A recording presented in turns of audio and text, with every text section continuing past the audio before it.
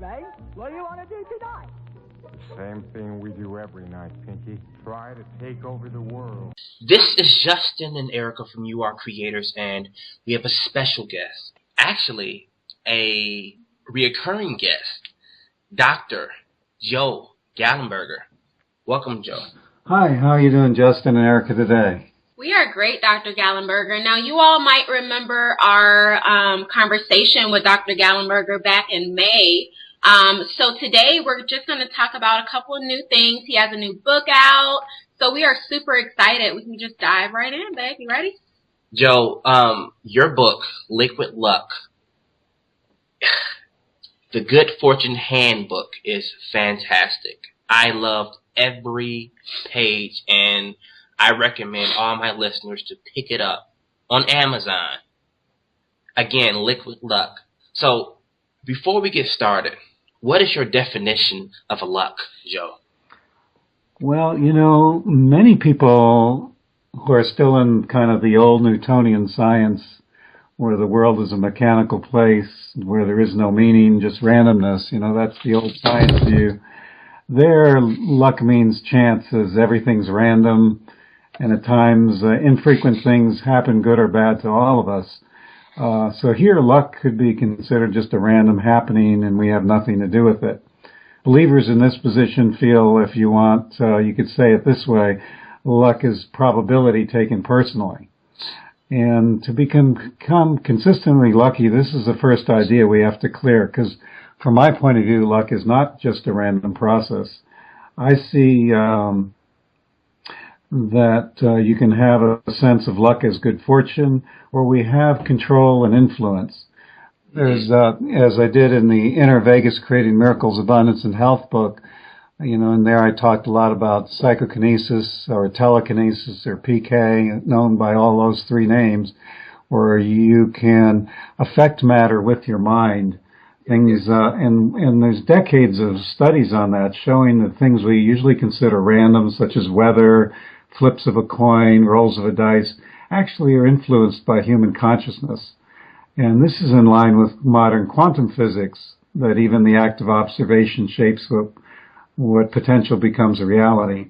So, Justin, if we look at luck from that point of view, sometimes it might be preparation, meeting opportunity, and the guts to take a well-understood risk. But I think there's also a genuine luck, meaning that the universe, angels, God, or another person basically reaches out and blesses you with good fortune. And I think we can invite that into our lives if we feel deserving of it, to trust that it exists, to ask for it, and to allow it to come to you. So we can create a field of energy and thought that cultivates a large increase of luck. And so that's what we do in Liquid Luck, the Good Fortune Handbook, is try to have a handbook to have that happen. Because there's some things that have happened to people that are so lucky that you cannot explain them by chance. Right. There's one person won a major lottery 5 times. And that shouldn't happen once in a quadrillion times by chance. Amazing. Okay. So you believe that we can cultivate greater luck, but how does that fit in with the people that believe luck is actually random? Well, again, if you feel it's random, you're probably going to have a life with luck that is pretty random, because our beliefs drive our experience. You know, if we believe everybody's against us, usually that'll be expressed some way in our reality. If we believe most people are good, cooperative, and want to be helpful, that gets expressed into our reality. So it's very much, you know, if you believe we do influence our reality, then you want to get rid of that idea that it's random and begin to look at it as something that I think the word cultivate is great, like a garden. You can create a fertile ground for luck to flower within your life. Right. Okay. So you spoke about a guy winning the lottery 5 times. Yes. Are there any examples of people being unlucky? Oh, there's quite a few of them. I guess I go to the kind of Guinness Book of World Records type of thing for a dramatic example of influence in reality in the other direction. There's a fellow, Roy Sullivan, was struck by lightning 7 times over a 35-year period. The odds of being struck by lightning over a period of 80 years have been estimated at 1 in 10,000. So if lightning strikes were random, then the probability of being hit 7 times would be 1 in 10 to the 28th power. That's 10 followed by 28 zeros. So poor 7 times? That's crazy. Yeah. That's So crazy. poor Roy had and he's not the only one in lightning strike. There's some folks that have had it happen multiple times. And the funny thing is, Erica and Justin, it's hard sometimes even to define luck or unlucky depending on point of view. There's a guy, Frank Seldek. He avoided death 7 times in accidents that killed others with him. And that shit Heard about him. that. Yeah. The train he was in plunged into an icy river, killing 17 people. A plane door burst open, killing 19, and he landed in a haystack. And so this went on for 7 different things, and then he won the lotto for $1 million. So, That's crazy. yeah. So people proclaimed him the luckiest man in the world for cheating death and winning the lottery. He disagrees. He says, I never thought I was lucky to survive all my brushes with death. I thought I was unlucky to be in him in the first place. Yeah. So different points of view, huh? Right, exactly. So how did he do that? What state of mind produced those experiences for him? I don't know him personally, of course, so I can only speculate. But I imagine he has a very interesting set of beliefs that crap does happen to him, and yet he survives it. Yeah. Because we will see, we can have mixed feelings about things, I'm going to get a great job, but I'm going to have to work 70 hours a week. That might be a combination of a good and a bad belief, right? Right. Whereas somebody who doesn't have that might believe I'm going to get a great job and I work 2 months a year. I know a fellow who did that, had that belief, and that's what came to him.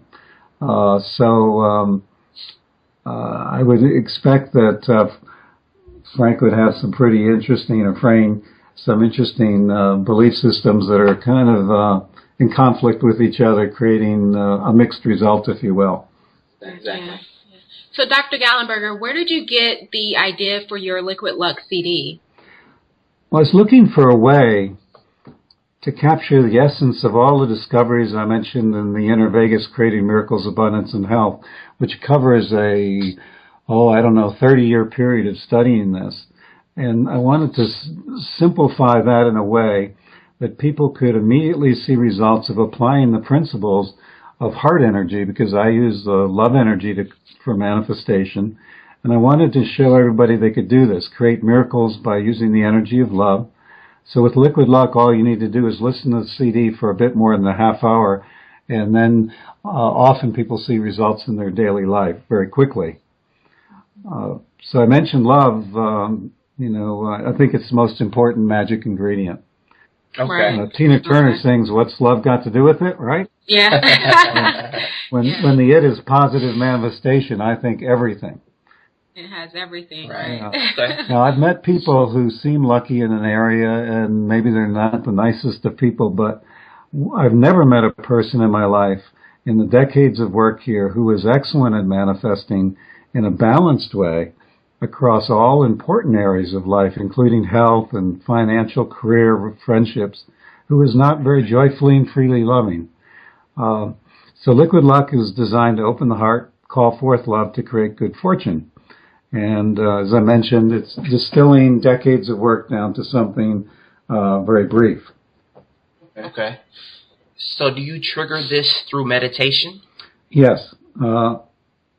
In the meditation, we guide the person to imagine being a wizard or alchemist. Some people are familiar with the book Harry Potter. And so this idea of being there with considerable power and wisdom, and then imagining a glass container before you with sparkling liquid.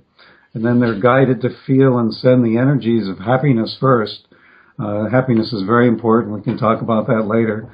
Gratitude, abundance, praise, compassion, love, and good fortune, all into the liquid.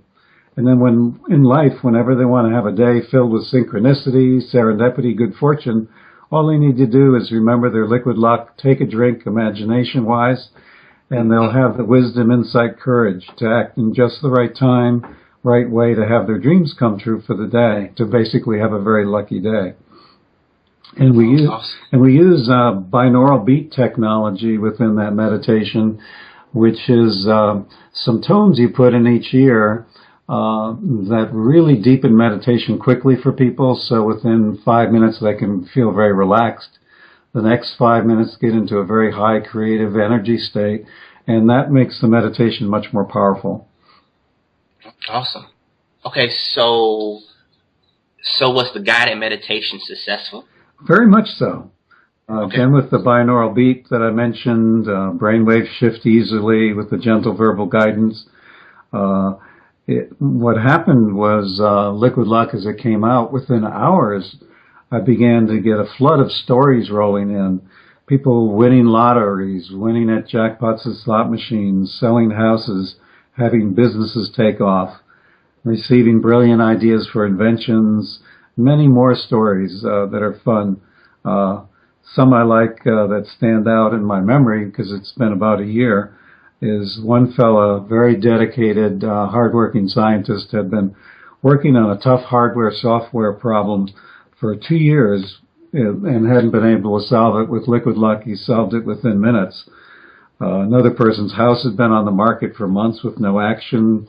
It was in kind of a not a great neighborhood. There was construction all around it. And he sold it an hour after listening to Liquid Luck. One of my favorites is a lady, 70-year-old lady, wrote me and said she'd been looking for a 4-leaf clover on 3 continents for the 70 years using Liquid Luck. She found one the next day with her mom singing in her head, "I'm looking over a 4-leaf clover like I've overlooked before." So we had a lot of nice stories coming in. Right. Awesome. So those results are just incredible. So is this where your book Liquid Luck comes from? Yeah, Liquid Luck, the Good Fortune Handbook. As the stories kept piling up, I thought it would be good to write a book where we spent a nice detailed chapter on each of those things I've mentioned: happiness, gratitude, compassion, praise, love, good fortune, and show people how come it's important and how they could increase those things in their life. And so I interwove, if that's a word, I think it is, about 24 stories that people wrote that were inspirational about Liquid Luck with, so you can see how ordinary, quote, people use it very creatively, and with these principles. So that book came out just a few weeks ago. Okay, awesome. I need the CD. I need the guided meditation. Absolutely. I need it, Joe. So Please tell Sarah to send it to me. Will do, Justin. Okay, so why is love so important while manifesting your desires? Well, I think most people in the audience probably have heard of the law of attraction. It was in the movie The Secret, talking about like attracts like. And so we find when we're holding beliefs and feelings of a certain kind, we tend to produce more of that. So if you felt lack or fear, that tends to create more experiences of those types. Instead, if we genuinely feel happiness, abundance, love, those kind of energies, then what we see is we set up that garden that I mentioned. The soil becomes fertile for experiences to come to us that embody love, that cause us to feel even more praise, to feel more abundant, to feel more gratitude. And each of these energies are quite special. Again, I think love is the most important one in there. But, for example, if we look at the energy of praising, I think that's one of the highest energies. It contains pure joy, awe, and celebration of the beauty and magic of life. Compassion's in there because it helps us get out of ego and into a feeling of oneness with the world and those around us. And also, once we're compassionate, we're also manifesting not only for our good, but other people's as well. And I think the universe really likes to come in and support that. And that and the feeling of unconditional love really joins us with Source or God, however you define that, and really infinitely increases the power of our hearts. The other thing I'd mention on all these energies, they make us like life, like to be on the planet. And that's important because it means that these energies ground us into the here and now. And to manifest powerfully, we need to be fully present and grounded into the here and now. And, with all the news these days, it's easy to worry about the future or have regrets about the past, those kind of things. Those reduce our power to be lucky because it takes us out of that powerful present moment. So happiness or joyfulness, why are these so important? Well, I'd ask either of you if you want to be honest on air. I don't know. I think you probably would, and I know you well enough. I'd say, when is the last time you created something wonderful when you were in a foul mood? Right. That's true. Right. When we're in a stinky mood, that's when we try to put the key in the ignition and it breaks in the ignition and those kind of things. We consider happiness so important, as a right for everyone to pursue happiness that it's mentioned in our Declaration of Independence in the United States. And there's been some really interesting studies showing how important happiness is to our health and even our length of life. One I like that's very interesting to me was that study followed nuns in a convent before taking their vows in 1932 through the next 6 decades of their life. So there was 178 nuns, and they all had a similar lifestyle, diet, social class, access to medical care, belief systems, etc. And yet the study found that those nuns writing the most cheerful essays at the time of their admission to the order, 90% were alive at 85.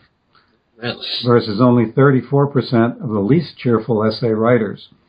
And even it continued at 94 years old, 54% were still alive of the happy nuns versus 11% of the least happy, judged by just that initial essay. So you take one little slice of life, that essay, and it can be very predictive, perhaps more than genetics and other things we focus on. They even have a simpler exercise where they judge the picture in your graduation from high school photo, whether it has a genuine smile or a fake smile. And it's easy to see that if you're expert because different muscles move. And the people with a good smile, a genuine smile on their college graduation experienced more personal well-being over the next 30 years versus those who had an inauthentic smile. Happiness is interesting. Psychologists find that there might be a range each person's born with. Some people are a little more Pollyanna by genetics and training or whatever, but then we can learn to live at the upper range of our happiness. And so we have some control over it. Behaviors such as forgiving and forgetting, love and kindness encourage happiness, much more than buying things that can produce happiness, things and events, but it's often fleeting. So if you want to be happy on an enduring basis, you look at more character strengths and values. Okay, so what are some other things we need to know to attract more luck into our lives, Joe? Okay. Well, first I would mention all these things we're looking at: happiness, feeling abundant, grateful. Often we feel those naturally if good things happen to us. In Liquid Luck, we reverse this and explore how we can actively generate these feelings, resulting in more good things happening to us. So instead of a reactive emotion to events, we create an ideal setting with these for good events to happen. The kinds of things I guess we look at is first you need to know the Earth is challenging, right? It can be a tough planet. The good news is, as I mentioned, happiness is really not about so much as having everything in all of areas of your life going the way they think they should, and having every material thing, but rather it's an attitude about life, other people, yourself. So we're not talking about stiff upper lip kind of false happiness, but aiming for a genuine joy in life, an exaltation of spirit, philosophy of life. And you don't have to be perfect. It's a continuum. It really, you can almost measure it, Justin, in terms of if you're 90% happy in all areas of life, or any areas, that's very extremely powerful. More areas, the better. If you're 50% happy, you can learn to cultivate and move toward a greater percent happy, and you'll notice immediate improvement. So the challenge to happiness can be very varied. One person may have depression, need counseling and medication. Perhaps maybe their depression needs to be lifted by a change of relationship or job. Folks that are anxious need to learn skills to, reduce fear. But the way we set up the Liquid Luck, the Good Fortune Handbook, for most people, it'll really get them going on focusing on what is essential of these energies to get to things to happen very quickly. Because we're in a quick society, we can't say, well, learn how to meditate for 14 years and then call me. It's people are looking for results. And the fun thing is, like, I gave the Liquid Luck book to the head of the Monroe Institute where I teach to review the book before publication. And by the time she got to page 50, the Institute got one of their largest donations they ever have received. So she called me and said, wow. So as people read the book, even getting, 20, 30, 40, 50 pages in, and it's not a real long book, I think it's less than 200 pages, things begin to happen. Awesome, Joe. Okay, so you have a chapter in Liquid Luck where you mention synchronicity, serendipity, timing, and trust. Yeah. Can you tell us more about that? Sure. When the energies we've been exploring so far, happiness, gratitude, abundance, compassion, and all, have been really raised high, then we see some interesting things happen. It's kind of where the magic begins, where this idea of synchronicity and serendipity begin to happen. So some people may not understand the terms and the difference, so we'll talk about that a little bit. Okay. Synchronicity seems like coincidence. That is a very favorable coincidence. You want to see Cousin Jack and you say, well, that's kind of hard. He lives far away, but I think on the way I'll go get a cup of coffee, and you sit in the coffee shop and he walks in. That would be a synchronistic event. Many see synchronicity as a confirming sign that they're proceeding in the right direction in their thinking or actions, because in their lives, when they've been feeling good, they see more of this synchronicity. So synchronicity is a way to connect events by meaning versus just cause and effect. And in fact, Albert Einstein and Carl Jung, who talked about synchronicity, Carl did, believed that there were parallels between synchronicity and aspects of relativity theory and quantum mechanics physics. They have the potential to shift a person's preoccupation with your own self toward an awareness that you're part of a magnificent, mysterious whole that operates in a grander way than your ego could operate. So that's kind of fun with it.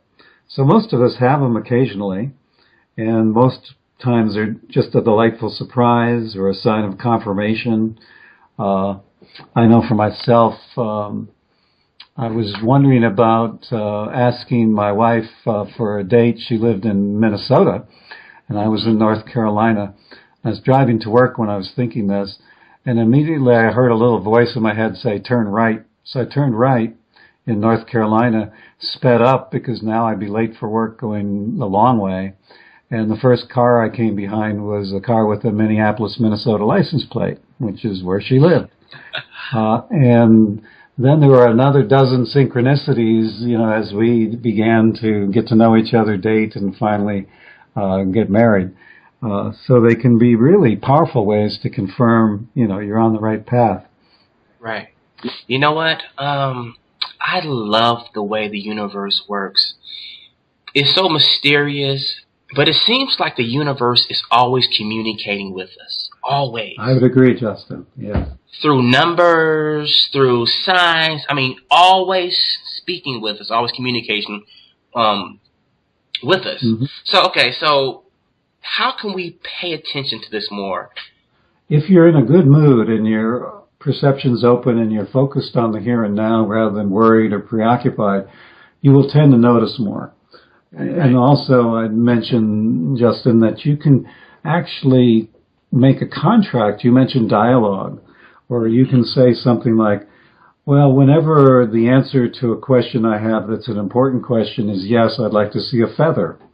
And I've done that and had a feather even fall from the sky at night into my hand, getting a strong yes from the universe on a particular question. Joe McMonagle, one of the world's best remote viewers, this ability to perceive anything across time and space.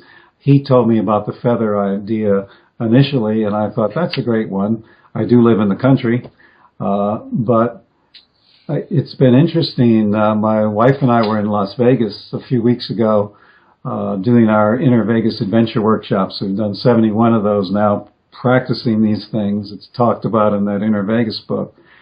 And we had raised energy very high.